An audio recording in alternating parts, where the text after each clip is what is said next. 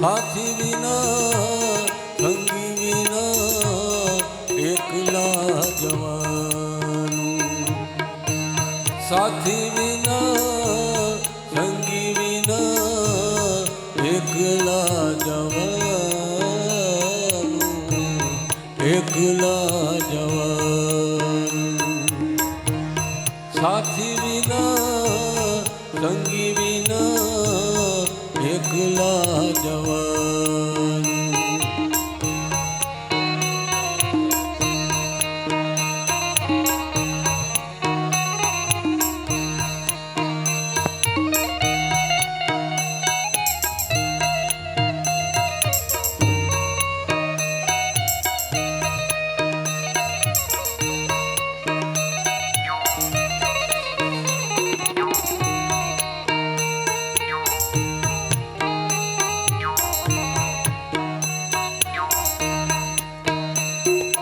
આપણે એકલા ને કીર્તન એકલો, એકલા ભેરું ને મારો આધાર એકલો.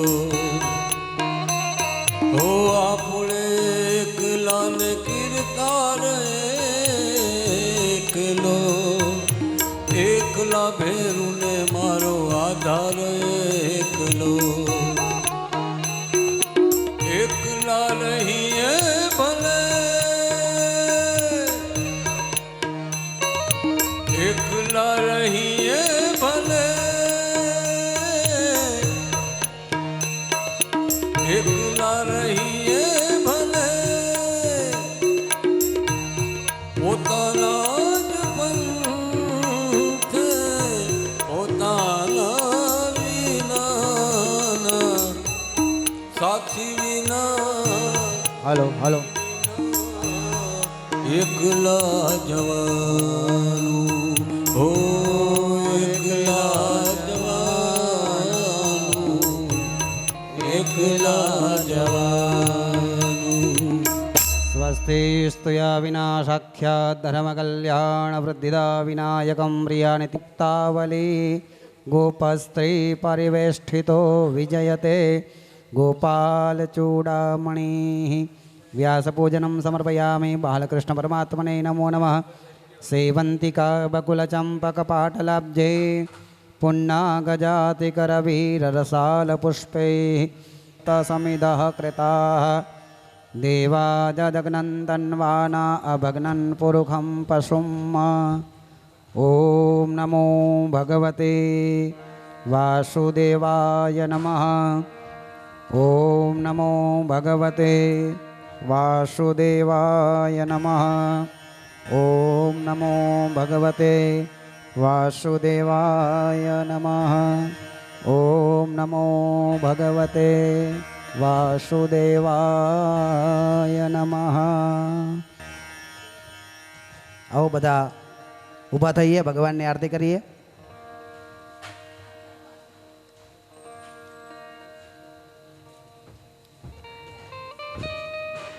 आरार्तिक्यं प्रज्वाल्यः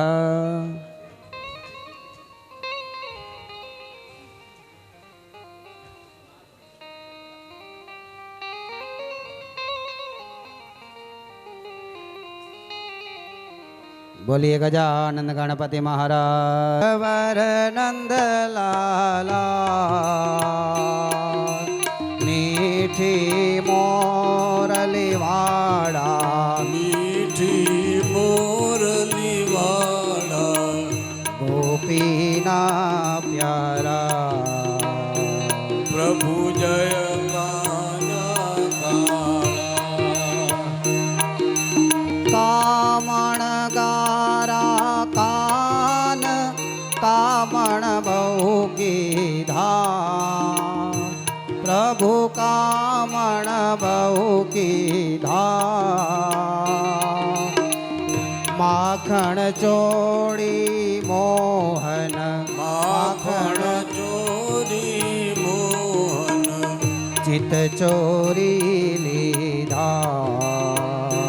प्रभु जय काना काला. हे नंद यशोदा ઘેર વૈકુંઠ ઉતારી વાલે વૈકુંઠ ઉતાર્યું કાલિયા મરદન કીધા કાલીના મર્દન કીધા ગાયોને ચારી પ્રભુ જય કાન ખાડા એ ગુણ તણો તુજ પાર કે મેં નહીં આવે વાલા કે મેં નહીં આવે નેતિ વેદ પુકારે એને વેદ પુકારે પુનીત ગુંગાવે પ્રભુ જય કાન ખાડા ગોવર્ધન તોડ્યો પ્રભુ ટચલી આંગળીએ એ વાલા ટચલી આંગણીએ ઇન્દ્રનો ગર્વ ઉતાર્યો ઇન્દ્રનો ગર્વ ઉતાર્યો જય જય ગિરધારી વાલા જય કાન કાળા ઓમ જય કાના કાળા પ્રભુ નટવર નંદલાલા પ્રભુ નટવર નંદલાલા મીઠી મીઠી મોરલી વાળા મીઠી મીઠી મોરલી વાળા ગોપીના પ્યારા વાલા જય કાન કાળા હે કર્પૂર ગૌરમ કરુણાવતારમ સંસાર સારમ ભુજગેન્દ્રહારમ સદા વસંતમ હૃદયારવિંદે ભવમ ભવાની સહિતમ નમામિ મંગલમ ભગવાન વિષ્ણુ મંગલમ ગરુડધ્વજ મંગલમ પુંડરીકાક્ષો મંગલાયતનો હરિ સર્વમંગલ માંગલ્યે શિવે સર્વાર્થ સાધિકે શરણ્યે ત્રંબકે ગૌરી નારાયણી નમોસ્તુતે અચ્યુતમ કેશવમ શ્રીરામ નારાયણમ કૃષ્ણ દામોદરમ શ્રી વાસુદેવમ હરે શ્રીધરમ શ્રી માધવમ શ્રી ગોપિકા વલ્લભમ જાનકી નાયકમ શ્રી રામચંદ્રમ ભજે હરે રામ રામ રામ હરે હરે હરે કૃષ્ણ કૃષ્ણ કૃષ્ણ હરે હરે હરે રામ રામ રામ હરે હરે હરે કૃષ્ણ કૃષ્ણ કૃષ્ણ હરે હરે યાનિ કાનિ ચ પાપાનિ જન્માંતરકૃતાનિ ચ તાનિ સર્વાણિ નશ્યન્તુ પ્રદક્ષિણાં પદે પદે પુષ્પે દેવાભિવંદનમ પુષ્પે દેવ્યાભિવંદનમ પુષ્પે પિતૃસ્તદેવતાભિવંદનમ પુષ્પે ભાગવત મહાપુરાણદેવતાભિવંદનમ આચાર્યાભિવંદનમ ભગવાનને આરતી આપીએ શાસ્ત્રીને આરતી આપીએ ઓમ આરાર્તિક્યમ ધ્યાદ હરે રાધે રાધે રાધે રાધે હરે કૃષ્ણ કૃષ્ણ કૃષ્ણ હરે હરે હરે કૃષ્ણ હરે બોલ કૃષ્ણ કૃષ્ણ હરે હરે રાધે કૃષ્ણ રાધે કૃષ્ણ રાધે કૃષ્ણ રાધે કૃષ્ણ રાધે કૃષ્ણ રાધે કૃષ્ણ રાધે કૃષ્ણ રાધે કૃષ્ણ રાધે કૃષ્ણ રાધે કૃષ્ણ કૃષ્ણ કૃષ્ણ રાધે રાધે રાધે હરે બોલ કૃષ્ણ કૃષ્ણ હરે રાધે કૃષ્ણ રાધે કૃષ્ણ કૃષ્ણ કૃષ્ણ રાધે રાધે રાધે કૃષ્ણ રાધે કૃષ્ણ રાધે કૃષ્ણ રાધે કૃષ્ણ રાધે કૃષ્ણ કૃષ્ણ કૃષ્ણ રાધે રાધે રાધે કૃષ્ણ રાધે કૃષ્ણ કૃષ્ણ કૃષ્ણ રાધે રાધે હરે કૃષ્ણ હરે કૃષ્ણ હરે કૃષ્ણ હરે કૃષ્ણ હરે રાધે હરે રાધે હરે રાધે હરે રાધે હરે રાધે હરે રાધે હરે રાધે હરે રાધે હરે કૃષ્ણ હરે કૃષ્ણ હરે કૃષ્ણ રાધે કૃષ્ણ રાધે કૃષ્ણ રાધે કૃષ્ણ રાધે કૃષ્ણ રાધે કૃષ્ણ રાધે કૃષ્ણ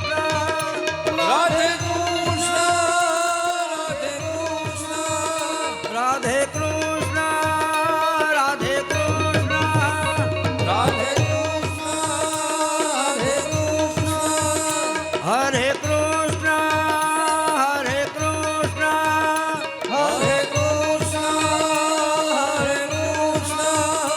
હરે કૃષ્ણ હરે કૃષ્ણ હરે કૃષ્ણ રાધે કૃષ્ણ રાધે કૃષ્ણ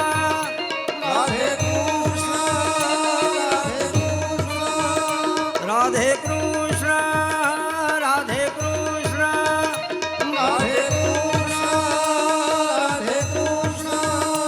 રાધે કૃષ્ણ રાધે કૃષ્ણ રાધે કૃષ્ણ રાધે કૃષ્ણ રાધે કૃષ્ણ રાધે કૃષ્ણ રાધે કૃષ્ણ રાધે કૃષ્ણ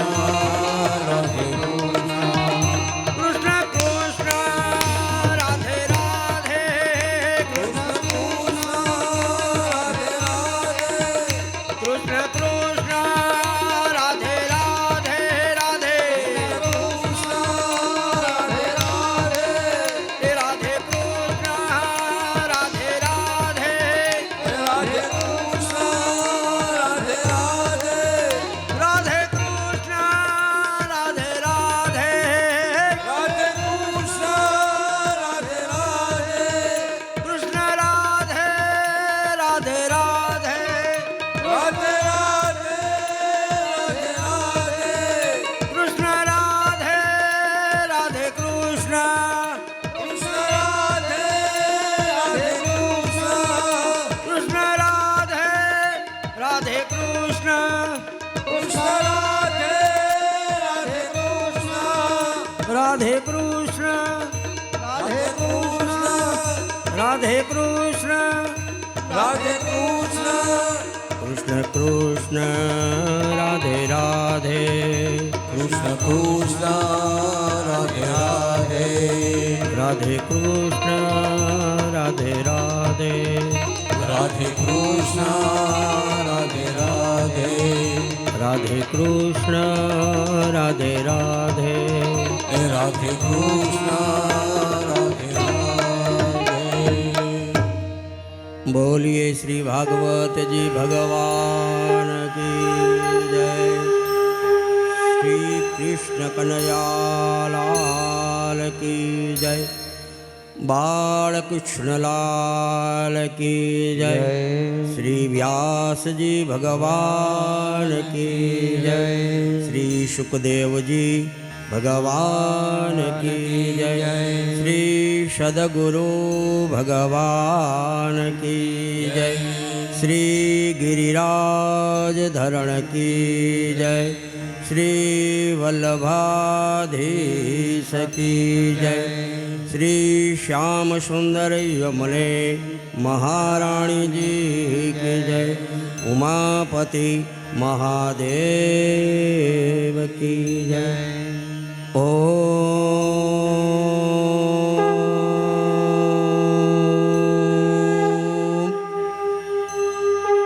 નમઃ પાર્વતી પતયે. હર હર મહાદેવ.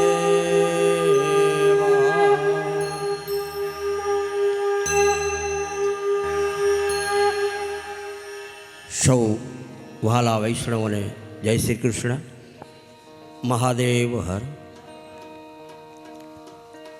શ્રીમદ ભાગવતજીના ચરણ કમળમાં દંડવત પ્રણામ કરી સર્વ આવાહિત દેવતાઓ, માતા પિતા, ગુરુ વડીલ, આપ સૌના હૃદયમાં બિરાજેલા કૃષ્ણ પરમાત્મા, ભૂદેવો, વાદ્યવંદોને મારા વ્યાસપીઠ ઉપરથી વંદન. શ્રીમદ ભાગવતજીનું રસપાન કરતાં કરતાં આજે 7 દિવસ વયા ગયા જોત જોતામાં. સુખના દિવસ એ જલ્દી નીકળી જાય છે, દુઃખના જીવન નીકળતા નથી. ત્યારે શું કરવું કે દુઃખ આવે ત્યારે પ્રભુનું સ્મરણ કરવું એટલે દુઃખના દિવસો જલ્દી વયા જાય.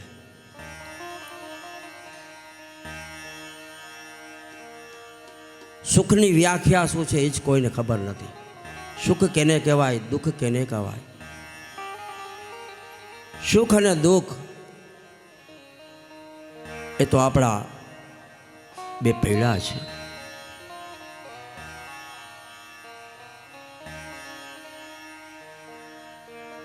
આપણો ધર્મ અને કર્મ એ બે બળદ છે.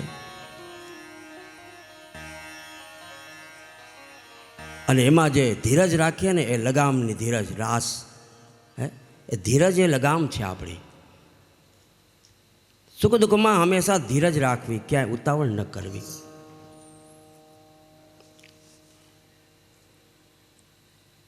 અહીંયા સુખ અને દુઃખ એ પ્રભુએ આપણા ઘટની સાથે ઘડેલા છે. રાતની પાછળ દિવસ આવવાનો જ છે, દિવસ પછી રાત આવવાનો છે, ખાલી દિવસ નથી રહેવાનો. તો રાત એ આપણા માટે દુઃખ છે. જીવનમાં કાંઈ અંધારું હોય ને કાંઈ સૂઝે નહીં, એટલે કે મને કાંઈ હવે સૂઝતું નથી, દિવસ છે છતાંય નથી સૂઝતું. તો આનું કારણ શું? તો એ આ કારણ આપણા મનના વિચારો. આ મનના વિચારો જો સ્થિર થઈ જાય, આપણું સુદર્શન ચક્ર છે ને મનનું, એ ચારે બાજુ ભટકતું રહે છે. મન ક્યાંય નવરું બેસતું નથી. આપણું શરીર નવરું બેઠું હોય કદાચ, હા એક બાજુ બેસી ગયા હોય, પણ મન ચક્રાવડે ચડે તે ક્યાંય આટો મારી આવે. હા, એવું આ મન છે. અને કેટલા પ્રકારના વિચારો કરી નાખે થોડીક વારમાં તો. હા, એટલા બધા વિચારો કરે કે પછી વિચારે આમાં સમાય નહીં, અને પછી મનમાં ઉદ્વેગ આવે. હા, અને પછી મગજ ગરમ થાય, ક્રોધ આવે. પણ જ્યારે ભગવાનના ચરણમાં જાય ત્યારે આનંદ ને મંગલ થાય. પછી આપણે આપણા શરીરનું ભાન ન રહે અને ભગવાનમાં લીન થઈ જાય. એવા જ આપણે ગઈકાલે કેવા લીન થયા, જ્યારે દેવતાઓ અહીંયા પધાર્યા હોય એમ શ્રી પ્રભુના આપણે ધામધૂમથી વિવાહ કર્યા, લગ્ન કર્યા. માધવપુરના માંડવામાં સરસ મજાના માધવપુરની શેરીઓ શણગારી, આખા માધવપુરમાં કેળાના સ્તંભ, આસોપાલાવના તોરણ બાંધ્યા છે. અને પ્રભુના લગ્ન જોવા માટે આજે દેવતાઓ પધાર્યા છે.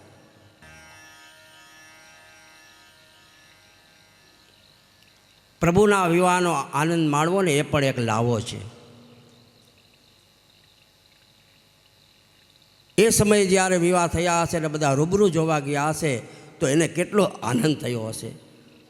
અને કાલે આપણે એટલો જ આનંદ થયો, જાણે સાક્ષાત ત્યાં ભગવાન આવી ગયા છે.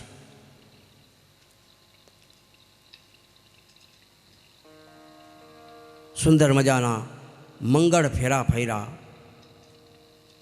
એટલે મંગલ ફેરા કહેવામાં આવે છે. મંગલ કેમ છે? ધર્મ છે, મંગલ છે, અર્થ એ મંગલ છે, કામ એ મંગલ છે, મોક્ષ એ મંગલ છે. ધર્મ, અર્થ, કામ અને મોક્ષના આ 4 મંગલ ફેરા. અને ફેરા ફરતી વખતે દાંપત્ય જીવન એકબીજાનું હૃદય એક થાય એને લગ્ન કહેવાય. લગ્ન પછી જો હૃદય જુદા હોય તો એ લગ્ન નકામા છે. હૃદય પછી બંનેના લગ્ન પછી હૃદય એક હોવા જોઈએ, એક રાહ ઉપર ચાલવું જોઈએ. પણ એક દિશા ઉત્તરમાં જાય ને એક દક્ષિણમાં જાય. તો લગ્ન ગ્રંથિથી જોડાયા છો તમે. ગ્રંથિ એટલે ગાંઠ. એ ગાંઠ બ્રહ્માની વાળેલી છે. અહીંયા પ્રભુ લગ્ન ગ્રંથિથી જોડાયા અને પ્રભુ અને રૂક્ષ્મણી સૌના આશીર્વાદ લે છે. અને દેવતાઓ પણ પુષ્પની વૃષ્ટિ કરી અને પ્રભુને આશીર્વાદ આપે છે.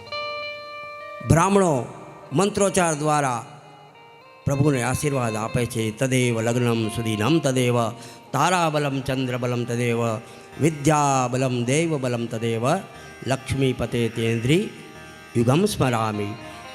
લગ્ન વખતે આટલા બળ જોઈએ ત્યારે લગ્ન થાય. હા, તારાનું બળ જોઈએ, ચંદ્રનું બળ જોઈએ, વિદ્યાનું બળ જોઈએ, બુદ્ધિનું બળ જોઈએ. તો આ બધું બળ આવે ક્યાંથી? તો કે લક્ષ્મીપતે તેન્દ્રી યુગમ સ્મરામી. કમલાપતિના ચરણનું સ્મરણ કરો એટલે તમારું તારાબળ, ચંદ્રબળ, ગ્રહબળ આ બધું મળી જાય.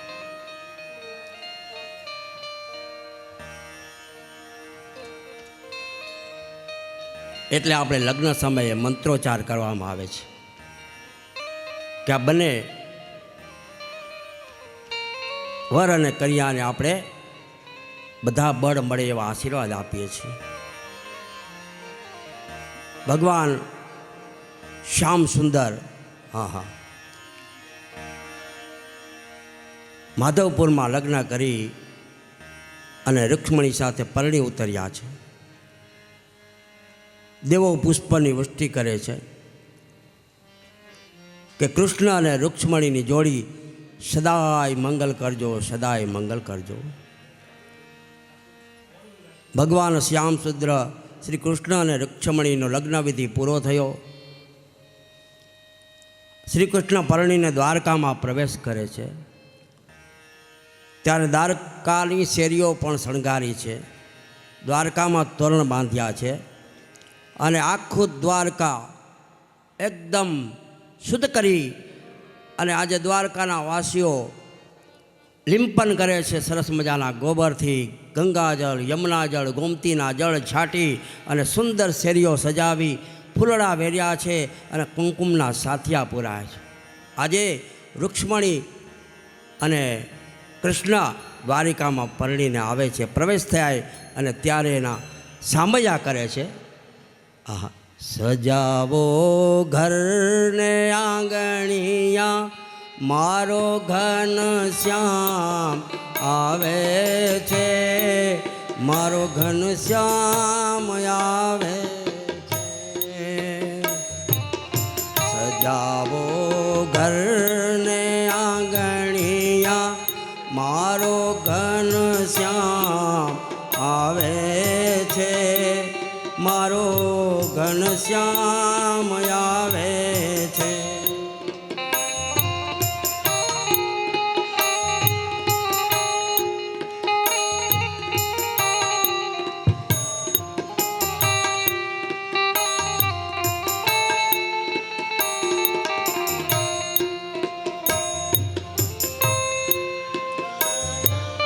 લીપાવો ચોક કંકુથી, પુરાવો સાથિયા સારા.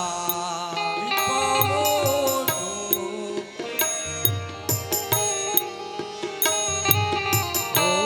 બોલો બોલો.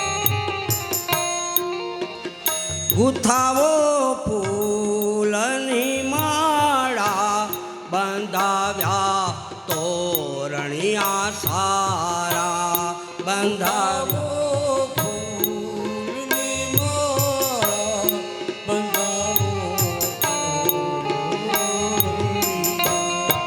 વાટડીએ ફૂલ વેરાવો રાજા રણ છોડ આવે છે દ્વારિકાનો નાથ આવે છે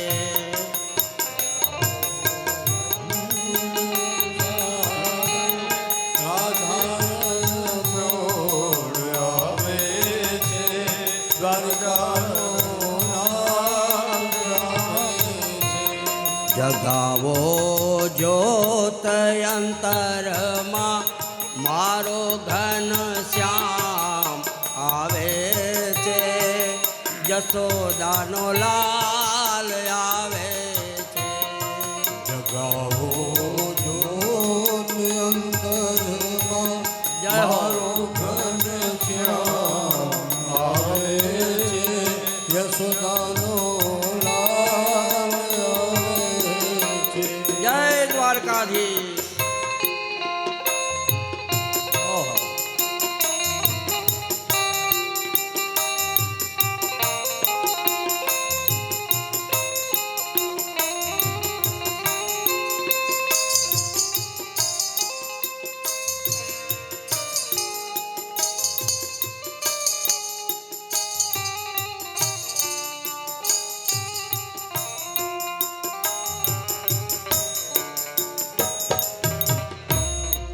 સજી શણગાર સૌ આવ્યા પૂજાનો થાળ સૌ લાવ્યા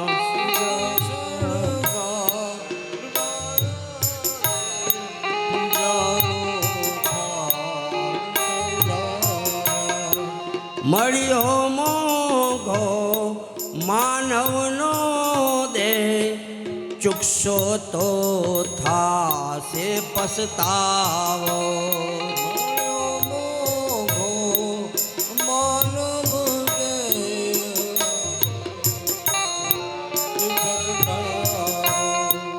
વગાડો વાજિંત્રો સારા મારો ઘન શ્યામ આવે છે રાજા રણ છોડ આવે છે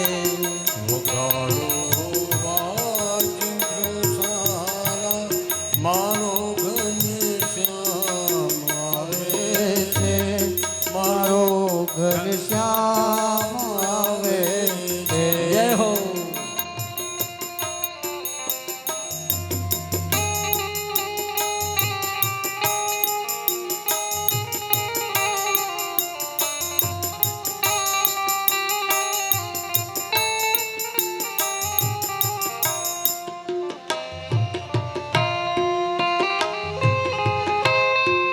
કીધું છે કાનમાં એને હું તારી સાથે આવું છું કીધું છે કાનમાં હું તારી સાથે આવું છું. તારી જે ભાવના મનમાં એને હું શિરે ચડાવું છું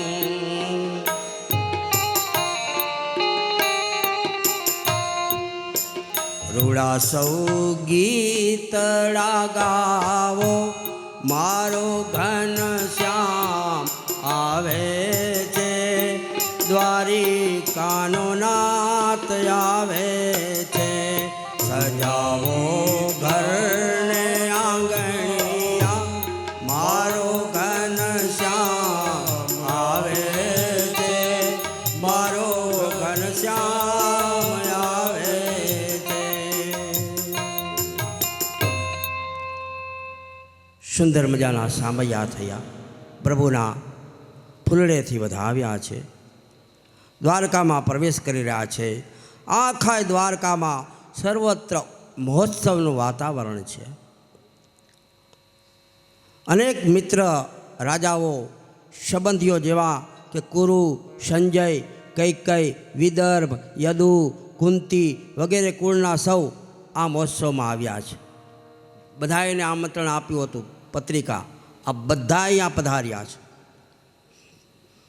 હવે રૂકમણીની વાત ઘેરે ઘેરે આનંદપૂર્વક થઈ રહી છે. સુંદર મજાની પત્ની મળી છે. ગામડામાં જાન પરણીને આવે ને એટલે આખું ગામ જોવા નીકળે, વહુ કેવી આવી, એના દર્શન કરવા આવે, કેવીક લાવ્યા. હાલું કહેવત છે ને કે વહુના લખ બારણામાં, પુત્રના લક્ષણ પારણામાં. પણ આ તો એવી વહુ હતી સુંદર, પગ મૂકતાની સાથે જ ખબર પડી જાય. અને એવી રૂકમણી વિનય, વિવેક, મર્યાદા એનામાં સદગુણો હતા. એ સદગુણોને ભગવાને પસંદ કર્યા છે કે મને કેવી કન્યા જોઈએ, તો કે એની બુદ્ધિ શુદ્ધ હોય, વિનય હોય, વિવેક હોય, મર્યાદા હોય, ભક્તિ હોય, શ્રદ્ધા હોય, એવી કન્યા મને જોઈએ. એવી જ કન્યા રૂકમણીને જોઈ આખું દ્વારકા આનંદ વિભોર થઈ ગયું છે. કારણ કે ભગવતી લક્ષ્મીજી સ્વયં રૂકમણીના રૂપમાં આવ્યા છે.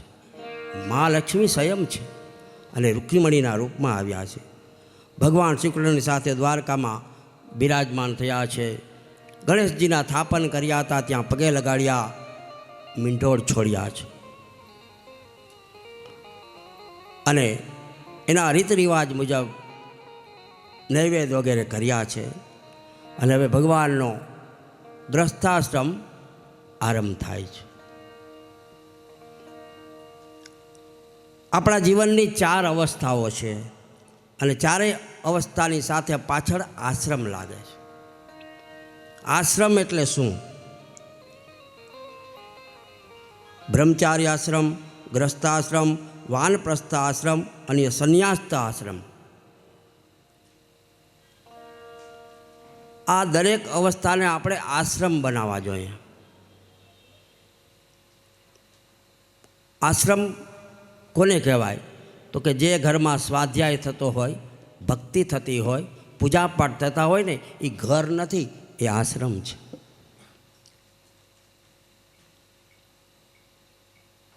ભગવાન સબરીની ઝૂંપડીને ઘર નહોતા સમજતા, સબરીના આશ્રમે ગયો. કારણ કે ત્યાં ભાવ, ભક્તિ, પૂજા 24 કલાક રામનું રટણ, એ ઘર નથી, એ આશ્રમ છે. જે ઘરમાં બધાય સાથે બેસીને ભોજન કરતા હોય, બધા સ્વાધ્યાય કરતા હોય, એ ઘર આશ્રમ છે. જ્યાં સ્વાધ્યાયના આશ્રમના પાઠ શીખવાડવામાં આવે છે, એ આશ્રમ છે. જ્યાં દરરોજ સ્વાધ્યાય થાય, એ આશ્રમ છે. જ્યાં સંયમ, શિસ્ત, વિવેક, એ પણ એક આશ્રમ છે. માણસ સંયમ અને શિસ્તથી જીવે છે અને એનું જીવન આશ્રમ જેવું છે. આશ્રમમાં જવાની જરૂર નથી, જીવન આશ્રમ જેવું હોવું જોઈએ. આશ્રમમાં જઈને રહેવાની જરૂર નથી. તો પહેલાં 25 વર્ષ સુધી આપણે વિદ્યા અભ્યાસ કરવો જોઈએ, અને એ પણ બ્રહ્મચર્યનું પાલન કરીને. ગ્રસ્તાશ્રમમાં અતિથ્ય ધર્મનું પાલન કરવું. અતિથ્ય ધર્મ એટલે અતિથિ આવે એનું સન્માન કરવું. ગ્રસ્તાશ્રમમાં બધાને દેવ માનવા, ગ્રસ્તાશ્રમમાં બધાની સેવા કરવી, એ ગ્રસ્તાશ્રમ કહેવાય. પછી વાનપ્રસ્થા. વાનપ્રસ્થા એટલે 50 વર્ષ થઈ જાય ને 51 બસે એટલે આપણે વાનપ્રસ્થમાં આવી ગયા.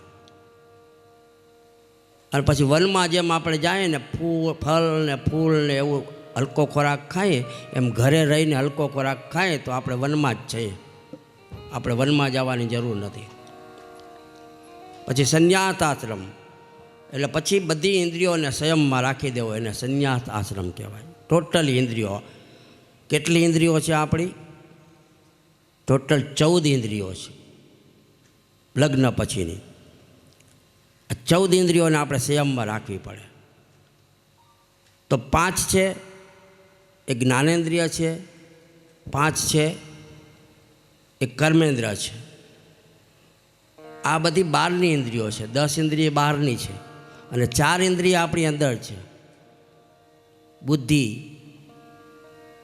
ચિત્ત, અહંકાર અને મન. આ આપણી અંદરની છે. અંદર બુદ્ધિ કોઈ આપણી કોઈ જાણી ન શકે, આપણું મન કોઈ કરી ન શકે, હા, આપણો અહંકાર કોઈ કરી ન શકે. અંદર કેવો અહંકાર છે એ, અને આપણા ચિત્તને કોઈ જાણી ન શકે. તો કર્મેન્દ્રિય કોને કહેવાય, જ્ઞાનેન્દ્રિય કોને કહેવાય એ આપણે જાણીએ. તો હાથ છે એ કર્મેન્દ્રિય છે. અહીંથી ઉપાડીને અહીંયા મૂકવાનું કામ હાથ કરે, એ કર્મ કરે ને, એટલે કહેવાય કર્મેન્દ્રિય. પછી પગ છે એ કર્મેન્દ્રિય છે. અહીંથી ઊભા થઈને તમને બહાર સુધી ચલાવીને લઈ જાય એ પગ, એ આપણી કર્મેન્દ્રિય છે, એ કર્મ કરે છે. પછી ગુદા, એ પણ આપણી કર્મેન્દ્રિય છે, જે મળનું વિસર્જનનું કામ કરે છે. પછી જીભ, એ પણ કર્મેન્દ્રિય છે. આનાથી આપણે બોલીએ છીએ, ભજન કરીએ છીએ, કીર્તન કરીએ છીએ, એ કર્મ કરે છે. પણ આનાથી કેવું કર્મ કરવું? સારું કર્મ, શુભ બોલવું, અશુભ ન બોલવું, ગાળો ન બોલવી, નિંદા ન કરવી, ખોટું ન બોલવું. આ વળી કુકર્મ કહેવાય. તો કર્મ કેવા કરવા એ જીભ બતાવે છે. જીભથી કર્મ કરવું. પછી ઉપસ્થ, એ પ્રજો ઉત્પત્તિનું કામ કરે. ઉપસ્થ એ પણ કર્મેન્દ્રિય છે, એ પણ કર્મ કરે છે. અને ઇન્દ્રિયો દ્વારા આપણે જે જ્ઞાન થાય છે એ જ્ઞાનેન્દ્રિયો. હવે 5 હતી, હાથ, પગ, ગુદા, ઉપસ્થ અને જીભ. આ 5 કર્મેન્દ્રિય છે. હવે જ્ઞાન આપણને કેનાથી મળે? જ્ઞાન આંખથી, કે આ ગુલાબનું ફૂલ છે ને આ ડોલરનું ફૂલ છે, એ આપણે જ્ઞાન થાય. આંખથી આપણે જ્ઞાન થાય. પછી નાકથી જ્ઞાન થાય. સુગંધ આવે ને, ગુલાબનો સુગંધ એટલે ગુલાબની જ આવે, અને મોગરો સુગંધ તો મોગરોની જ આવે. અને ખરાબ વસ્તુ હોય બગડેલી તો ગંધારી વાસ આવે. એટલે નાક છે ને એ જ્ઞાનેન્દ્રિય છે. પછી કાન, એ પણ જ્ઞાનેન્દ્રિય છે. કાન દ્વારા આપણે કથા સાંભળીને આપણે જે જ્ઞાન લઈએ એ કાન દ્વારા, એ જ્ઞાનેન્દ્રિય છે.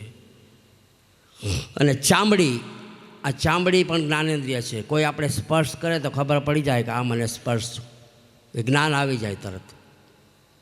આપણે ડાજી જાય તો તરત ખબર પડે હું ડાજી ગયો, તરત જ્ઞાન આવી જાય. આવા જ્ઞાન જલ્દી આવી જાય. ભક્તિનું જ્ઞાન કોઈને જલ્દી આવતું નથી. સારી જીભ, સારું સારું ખાવાનું જ્ઞાન આવી જાય. આ બરાબર નથી, જરાક મોરું છે, જરાક ખાટું છે, જરાક તીખું છે. આ બધા જ્ઞાન છે. આ બધા જ્ઞાન મળે છે આ બધી ઇન્દ્રિયોથી. આ 5 ઇન્દ્રિયો અને 5 જ્ઞાનેન્દ્રિયો એ 12ની ઇન્દ્રિયો છે. મન, બુદ્ધિ, ચિત્ત અને અહંકાર એ 4 અંદરની ઇન્દ્રિયો છે. અને દરેક ઇન્દ્રિયોના પાછા દેવ હોય છે. હા, એવું નહીં. આંખના દેવતા સૂર્ય, હા, આંખના દેવતા સૂર્ય છે. દરેકના દેવતા સૂર્ય હોય છે. કાનના દેવતા એ દિશાઓ છે. 4 દિશામાંથી આપણે સંભળાય. અહીંથી શું બોલે છે એ સંભળાય, અહીંથી શું બોલે છે એ સંભળાય. હા. અને નાકના દેવતા છે અશ્વિની કુમાર.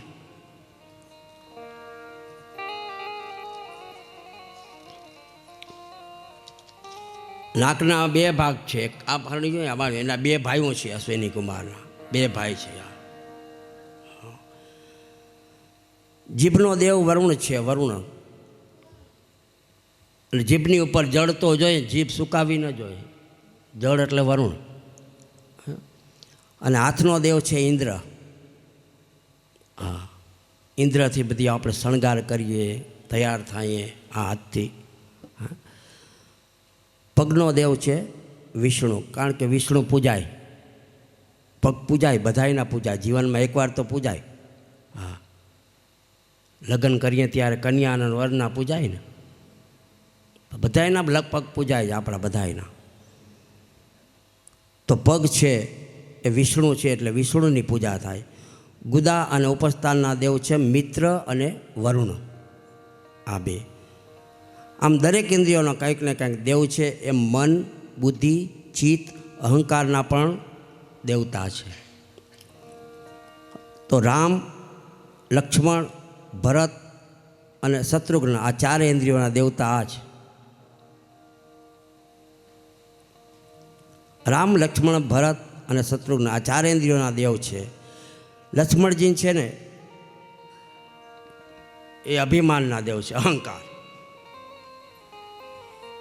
હા, ગુસ્સે બહુ થઈ જાય લક્ષ્મણજી. અને ભરતજી છે એ બુદ્ધિના દેવ છે. ભરત એ બુદ્ધિના દેવ છે. એ શત્રુઘ્ન એ મનના દેવ છે. મનને મારી નાખે એટલે શત્રુથી જીતી લે, એ મનના દેવ છે. અને રામ એ ચિત્તમાં દેવ છે, ચિત્તના દેવ. ચિત્તમાં રામનું નામ લ્યો એટલે આપણું ચિત્ત સ્થિર થઈ જાય.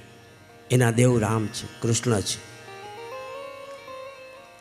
આ પ્રમાણે કૃષ્ણાવતારમાં કૃષ્ણ, બલરામ, પ્રદ્યુમન અને અનિરુદ્ધ આ ચાર ઇન્દ્રિયો થઈ કૃષ્ણ અવતારમાં.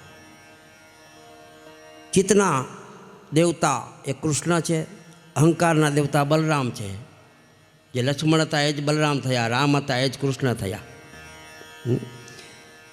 અને મનના દેવતા પ્રદ્યુમન છે. આ પ્રદ્યુમન એટલે પેલો કામ, એ પ્રદ્યુમન થયા છે, મનના દેવતા. અને બુદ્ધિના દેવ છે અનિરુદ્ધ. બુદ્ધિ ઉપર અનિરુદ્ધ બેઠા છે. આમ વાસુદેવ, પ્રદ્યુમન, અનિરુદ્ધ અને સંકર્ષણ આ ચારનું ચિંતન કરવાથી અંદરની ચારે ઇન્દ્રિયો શુદ્ધ બને છે, વિશુદ્ધ. આ ગ્રસ્તાશ્રમની વાર્તા ચાલે છે, કથા. આ ગ્રસ્તાશ્રમમાં આ હોવું જોઈએ. દેવોની પૂજા કરવાથી આપણી ઇન્દ્રિયો જલ્દી દુર્બળ થતી નથી. દેવતાઓની પૂજા કરવાની. સૂર્યની પૂજા કરો તો આંખ તેજસ્વી થાય. સૂર્યને જળ ચડાવો તો આંખનું તેજ વધે. સૂર્યના જાપ કરો, ગાયત્રીના જાપ કરો તો આંખનું તેજ વધારે છે. ઇન્દ્રિયો એને કાબૂમાં રાખવા માટે દેવતાઓને વંદન કરવા જોઈએ, તો આપણી ઇન્દ્રિયો જલ્દી કાબૂમાં આવી જાય. આપણે ત્યાં સારા પ્રસંગ હોય ત્યારે પહેલાં દેવતાઓની પૂજા કરવામાં આવે છે.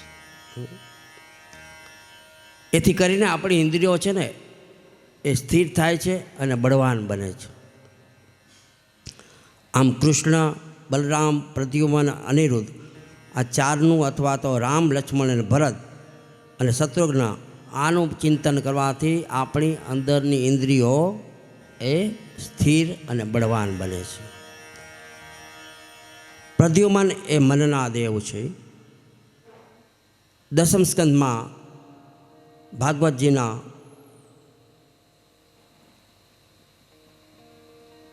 55મા અધ્યાયમાં આ પહેલો શ્લોક છે. સુખદેવજી પરીક્ષિતને કથા સંભળાવે છે સંસારની.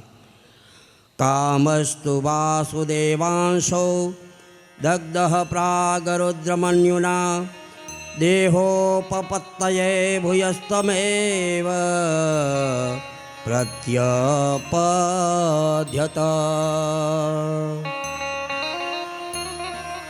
પ્રદ્યુમન એ કામદેવનો અવતાર છે. કામદેવ ભગવાન વાસુદેવનો અંશ છે. ભગવાન શંકરે કામદેવને ભસ્મ કરી નાખ્યો. એટલે શરીર વિના રહ્યો. અને ક્યાં રહેવું તો કે લોકોમાં એને કામનું સ્થાન આપી દીધું. બધા લોકોમાં મનુષ્યોમાં કામ સોંપી દીધો એટલે મનુષ્યને કામ જાગે. અને આ કામ આ પ્રદ્યુમન ભગવાન કૃષ્ણને ત્યાં દીકરા તરીકે જન્મ થયો. પહેલો દીકરો આવ્યો અને પ્રદ્યુમન જે શરત હતી એ પ્રમાણે અહીંયા પ્રદ્યુમનનો જન્મ થાય છે. પ્રદ્યુમન એકદમ શ્રી કૃષ્ણ જેવા હતા દેખાવમાં. ગુણ, રૂપ, સૌંદર્ય એ બધું ભગવાન શ્રી કૃષ્ણ જેવું. શ્રીમદ ભાગવત ઉપર શ્રીધર સ્વામીની ટીકા છે. એમણે કહ્યું કે કામદેવે બધાને હરાવ્યા એટલે એને અભિમાન આવ્યું. એ ફરતો ફરતો નારદ મુનિ પાસે આવ્યો અને અભિમાનપૂર્વક નારદજીને કહ્યું, નારદજી, મેં દુનિયાના બધા દેવોને હરાવ્યા, મારી સામે કોઈ ટક્કર લઈ શકે, મને હરાવી શકે એવો દુનિયામાં કોઈ નથી. આવું અભિમાન આવ્યું એને. નારદે કહ્યું કે તારી ભૂલ થાય છે, તું ભલભલાને આંટી દેતો હોઈશ. હા, કામદેવ છે ને ભલભલાને આંટી દે, પણ હું તારી વાત સાથે સંમત નથી. હજી એક પુરુષ બાકી છે જે તારાથી પરાસ્ત થયો નથી, એને તું પરાસ્ત કરાવ તો હું માનું. કામદેવે પૂછ્યું કે હવે એવું કોણ છે? તો કે ઈ ઓલો વૃંદાવનનો કનૈયો. અરે એ તો 16,000 ગોપીઓ સાથે રાસ રમે ને ઈ. હા, તો એને તો હું આમ ક્ષણવારમાં હરાવી દઉં. આવું અભિમાન આવી ગયું. ભગવાને કહ્યું કે મારી સાથે યુદ્ધ કરવું છે, કિલ્લામાં કે મેદાનમાં? કામદેવે કહ્યું, અહંકારથી કહ્યું, સમય ન બગાડો, અહંકારથી, અને મને કિલ્લાની મેદાનની કાંઈ ખબર નથી. ભગવાને કહ્યું, હું તને સમજાવું છું કે હું સમાધિમાં બેઠો હોઉં ત્યારે તું લડવા આવે એ કિલ્લાનું યુદ્ધ કહેવાય, અને હું રાત્રિના એકાંતમાં ગોપીઓ સાથે હોઉં ત્યારે તારું યુદ્ધ થાય તો એ મેદાનનું યુદ્ધ કહેવાય. આવો રે મેદાનમાં પાનભાઈ, માન રે મૂકીને તમે આવો રે મેદાનમાં, હવે તોડી નાખું માયા કેરા ફંદજી, તોડી નાખું માયા કેરા ફંદ. માન મૂકીને તમે આવો મેદાનમાં. અને ગોપીઓના રાસમાં કામદેવે બાણ છોડ્યું, તેના કામ બાણ એ બળીને ભસ્મ થઈ ગયું અને કામદેવ હારી ગયો. ભગવાન જીતી ગયા. એટલે શરત પ્રમાણે આજે પ્રદ્યુમન ભગવાનને ત્યાં દીકરો બનીને આવ્યો છે. માણસને ખાવાનું મળે નહીં ત્યારે 11 કરે એનું કાંઈ મહત્વ નથી. હા, આજ મળ્યું નથી કે ચાલો આજે 11 થઈ ગઈ આપણી, હે, એનું કોઈ મહત્વ નથી. ધરાર 11 કરવી, આજ નથી મળ્યું એટલે આપણી એકાદશી. હા, પણ 5 પકવાન સામે હોય અને 11 કરે એ મહત્વનું છે કે આ 5 પકવાન અત્યારે મારે કાંઈ કામ ના આવે કારણ કે મારી 11. પણ એમાં મન લલચાય તો કશું આ 11 તોડી નાખો ને, આવતી 11 કરશું. આપણે ત્યાં પ્રસંગ છે ને એટલે જમવું તો પડે. પણ પ્રસંગ હોય ને 11 આવે ને તોય આપણે એ છોડી દેવું પડે. પ્રસંગમાં જે પકવાન બન્યા હોય ને એની સામું પણ જોવાય નહીં. અને એકાદશી કરો તો એ તમારી મહત્વની એકાદશી. બાકી આપણે સમય અને સગવડ પ્રમાણે એકાદશીનો ઉપવાસને એકટાણા કરીએ એનો કોઈ મતલબ નથી. હા, ઘણા કહું કે એકાદશીમાં કોઈને સોમવાર આવે ને, એકાદશીનો સોમવારનું એકટાણું હોય ને, તો એમ કે હાલ ને આજે હવે મેં એકટાણું છે, હવે એકાદશી જ કરી નાખું. એ એકટાણું હતું એટલે બોલો. એટલે પોતાની સગવડ જોઈએ. કારણ કે મારે તો આજે ઉપવાસ હતો ને આજે જ એકાદશી આવી એટલે મારે તો 2 વધી ગયું, એક મારો બચી ગયો ઉપવાસ. હા, આવું ન લે, ઉપવાસને ન બચાવાય. ઉપવાસ તો કરવો જ પડે. જે કરતા હોય એ ડબલ કરવા પડે, 2 દિવસના ઉપવાસ. હા, તો ભગવાને કામદેવને હરાવ્યો અને પ્રદ્યુમન એને ત્યાં પુત્ર થયો. સંબાસુર નામનો એક રાજા હતો. એને ખબર પડી કે ભગવાનના મોટા પુત્રના હાથે મારું મૃત્યુ છે. એને ખબર પડી મોટા પુત્ર સંબાસુર, તો મોટા પુત્ર આવી ગયા અને થયું સબ પ્રદ્યુમનના હાથે મારું મૃત્યુ છે. એટલે એને થયું પ્રદ્યુમનને જ ખતમ કરી નાખું અને એને ઉપાડી જાઉં. એ સંબાસુર હતો ને, સંબા અસુર, અસુર ગમે એ રૂપ લઈ શકે. એટલે છુપીને ધીમેકથી એ બિલાડાનું રૂપ લઈ અને મહેલમાં પ્રવેશ કર્યો. બિલાડાનું રૂપ લઈ અને તરાપ મારી પ્રદ્યુમ્નને પકડી અને એક સાગરમાં ફેંકી દીધો કે હવે મને કોઈ મારી શકે નહીં. આ પ્રદ્યુમ્નને જ મેં જળમાં ફેંકી દીધો. હવે કાંઈ થોડો જીવતો હોય. પણ બન્યું એવું ભાઈ, આ સંબાસુરને મરવું નથી. એને સમુદ્રમાં ફેંકી દીધા. અને સંબાસુર થોડો છે ને માંસાહારી હતો. ઘણા સમય પછી પાછો માછલી પકડવા ગયો. તો એક મોટી માછલી લઈને આવ્યો. એ માછલી ઘરે લાવ્યા અને એમાંથી ચીર્યું તો સુંદર મજાનો બાળક નીકળ્યો. સુંદર. અરે એની પત્ની ખુશ થઈ ગયો. વાહ વાહ, આપણે ત્યાં સંતાન નહોતું, ભગવાને આપણે સંતાન આપ્યું. અને લાલન પાલન કરીને મોટો કર્યો. બંને જણા રાજી થયા. પણ સંબાસુરને ખબર નથી તારો કાળ તારા ઘરે આવી ગયો. ઓલો પ્રદ્યુમ્નને ફેંક્યો હતો ને સાગરમાં, એ મછલી ગળી ગઈ હતી. અને એ મછલી એના ઘરે આવીને એને ચીરીને એને દીકરો બનાવ્યો. બોલો, આ કાળ ક્યાંથી ક્યાં લઈ આવે આ લીલા જો. અને એને ઘરે ઉછેરી મોટો થાય. અને સંબાસુરની પત્ની એને એકદમ લાલન પાલન કરે, હાથ ફેરવે, ખોળામાં સુવડાવે, પપિયું કરે. હા, એટલો વાલ કરે. અને થોડો થોડો મોટો થયો એટલે પ્રદ્યુમ્ને એટલે બાળકે પૂછ્યું કે માં, તું મારી માં છો છતાં તું મારી સાથે પત્ની જેવો કેમ વ્યવહાર કરસ? તો હું તમારી પત્ની જ છું. મારું નામ રતિ છે. હું આના ઘરે કામ કરું છું, આ સંબાસુરના ઘરે. હું તારી પત્ની જ છું. હવે આપણે અહીંયાથી ભાગી જાય અને લગ્ન કરી લઈએ. એ પહેલાં પ્રદ્યુમ્ન અને સંબાસુર વચ્ચે યુદ્ધ થયું. સંબાસુરને ખબર પડી તો આ તો પ્રદ્યુમ્ન છે. અને એની ઉપર યુદ્ધ કર્યું. અને યુદ્ધમાં પ્રદ્યુમ્ને સંબાસુરને મારી નાખ્યો.